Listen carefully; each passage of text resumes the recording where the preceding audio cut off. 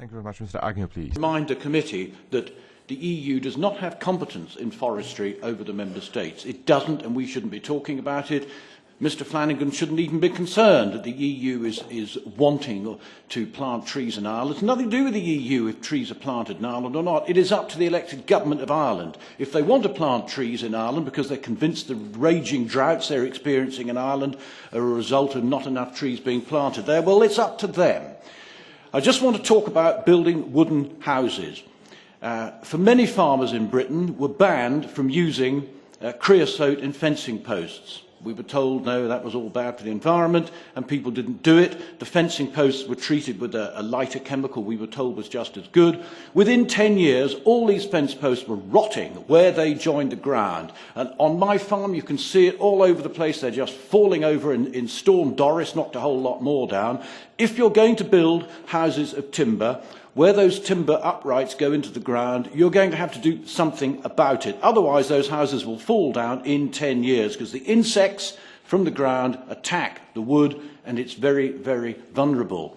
Now, what really worries me looking at the large bold print on this item 10 is that fifth line, monitoring and reporting greenhouse gas emissions and other information relevant. So let's look at my farm. I've got to assess how much CO2 we're emitting, so we look at all the tractors every day and try and work out what's coming out of those and the other diesel engines on the farm. Then we try and work out the photosynthetic rate of all the crops there. That's going to draw CO2 out of the atmosphere, so we've got to have a figure for that. Is that daily, weekly, monthly, annually? Goodness only knows what. Then we've got to try and find out how much methane our sheep are emitting.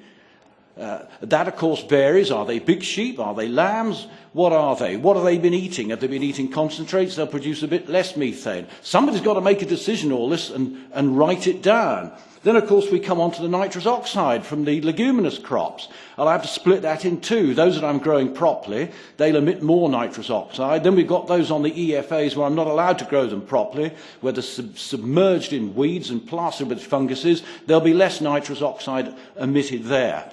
This is what you're asking farmers to do. Do you not see how impossible this is? It's just a great box-ticking exercise that will get everybody nowhere. Thank you. To Agnew, perhaps I can say that when talking about the wooden houses being eaten by insects being down, but my family has lived in a timber house for years, no problem. So you can use these timber constructions if you build them properly. I don't know what you've been doing in your country, but in Germany it's been possible, and timber houses should be built because in the longer term, you can actually have a CO2 storage there, and that's something which we should be promoting. Thank you. Mr. Agnew, please. Thank you for letting me come back. It was the speaker from the German MEP who spoke before Mr. Dess did on the first time. I was talking about timber houses. I would be very surprised if your timber house, the uprights go down into the ground. This is the Achilles heel of any timber building. Most of the timber buildings that I've seen are a platform built on some sort of stone foundation so that this doesn't happen. This is my personal experience. Fence posts that aren't treated will break off at the ground in about 10 years in a temperate climate where they're knocked into grass and where there is a lot of insect activity. I accept in Scandinavia timber buildings are very popular, but of course the ground is frozen solid there for months on end, and that really does deter insect activity. But you have to realise that wood is an organic material. It has a life.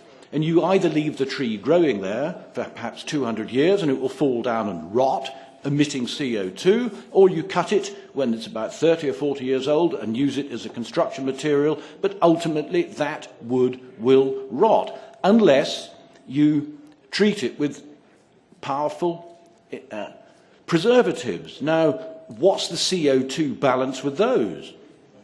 You can't get away from this. Wood doesn't last forever. It will yield its CO2 at some stage. Thank you.